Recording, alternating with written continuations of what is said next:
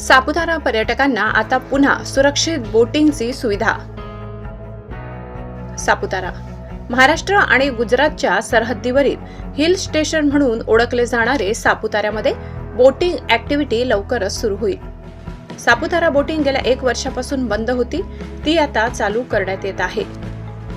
Rajkot game zone आणि वडोदरा हरणी तलाव हादसामुळे सर्व ऍक्टिव्हिटीज बंद करण्यात आल्या होत्या। मुंबईच्या एका एजन्सीमार्फत सापुतारा सर्पगंगा तलावाची जीपीएस अल्ट्रासाउंडच्या माध्यमातून 2 दिवस मोजमापणी करून पूर्ण सर्वे करून गुजरात गव्हर्नमेंटला सोपविले जाईल। त्यानंतर सापुतारा बोटिंग सुरू करण्यात येईल। बोटिंग सुरू होईल हा समाचार ऐकताच स्थानिक व लहान मोठ्या स्टॉलवाल्यांमध्ये समाधानी आणि आनंदी वातावरण निर्माण झाले। गेल्या 1 वर्षापासून बोटिंग बंद असल्यामुळे पर्यटकांनी सापुताराकडे पाठ फिरविली होती।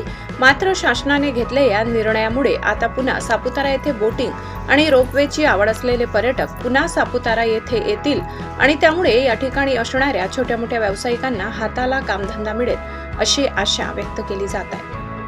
અત્યારે જ્યારે વડોદરા શહેરમાં હરિણીકાંડ બાદ જે લોકોના જીવન સુરક્ષા ધોરણના મૂલ્યો સચવાય અને એના માટે થઈને જ્યારે સાપુતારા સૌરગંગા તળાવની બોટિંગ પ્રવૃત્તિ બંધ કરવામાં આવી હતી, ત્યારબાદ સરકારશ્રીના દ્વારા જે ઇનલેન્ડ ગુજરાત ઇનલેન્ડ વેસલ્સ 2024 જે બહાર પાડવામાં આવે છે તેના શિડ્યુલ્ડ એમાં જે એસઓપી જાહેર કરવામાં આવી છે, એ એસઓપી મુજબ જે જળાશયોમાં બોટિંગ પ્રવૃત્તિઓ ચાલતી હોય છે તેનો બેથેમેટ્રી સર્વે આપણે કરવાનો થાય છે।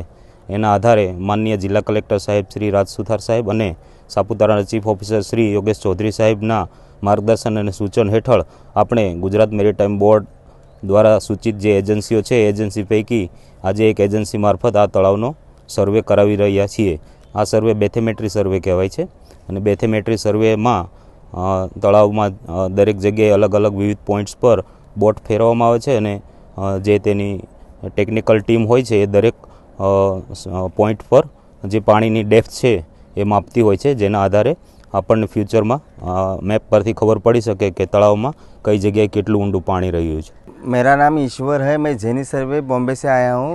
मैं एक्चुअली ये आपका लेकर सर्वे करने के लिए आया हूँ। इसमें कहाँ पे कितना डेप्थ है, कितना क्या क्या है, हम पूरा मार्किंग करके ये पूरा चार्ट में लिख देंगे कि इस जगह पे इतना डेप्थ है। और हम डिजिटल सर्वे कर रहे हैं। इधर इको साउंडर लगा हुआ है, ऊपर डीजीपीएस लगा हुआ है पोजीशनिंग के लिए। हमारे पास सॉफ्टवेयर है, लैपटॉप में पूरा डाटा कलेक्शन कर देंगे।